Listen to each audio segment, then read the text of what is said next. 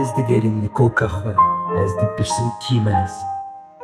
Di navê min bipirsim, eslê min ê çi ye gelo. Di taetiya dîrokê de, bi şupa xwe ez digerim. Rûpelên kem vedikim, li ser qedera xwe difikirim. Ez ser qedera xwe difikirim. Ez digerim nikoka xwe, ez dipirsim kîm ez. Li navê min dipirsim, eslê min ê çi ye gelo. Di tarîtiya dîrokê de, bi şupa xwe ez digerim. Rûpelên kem vedikim, li ser qedera xwe difikirim. Ez ser qedera xwe difikirim. Berxwedanê min gelekin, ji kardoxan heta bilor, ji kelhor heta goran, di şêniyên cîhana kevin. Di dîroka medya de hatine bikaranî navê min. Gelên kurmanc û soran, ji çiyayên bilind ta deştan. Ez digerim nikoka xwe, ez dipirsim kîm ez. Li navê min dipirsim, eslê min ê çi ye gelo.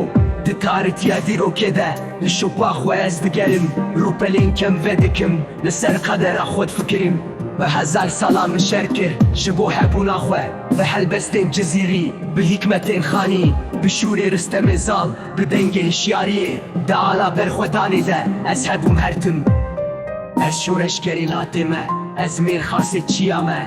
Ez kaniya avdêrim, ez kulîlka dewalanim. Ez dêrsimim, ez agirî me. Ez di dîrokê de, ez zîlanim, ez koçgirî me. Ez li her derê, ez şûreşkerî latê me. Ez mêrxasê çiya me, ez kaniya avdêrim. Ez digerim nikoka xwe, ez dipirsim kîm ez.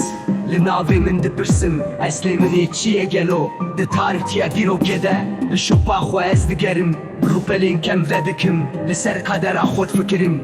Bi hezar salan min şer kir, ji bo hebûna xwe. Bi helbestên cizîrî, bi hikmetên xanî. Bi şûrê Ristemê zal, bi dengê hişyariyê. Di ala berxwedanê de, ez hebûm hertim.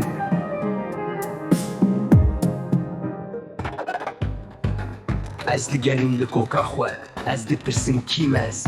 Li navê min dipirsim, eslê min ê çi ye gelo.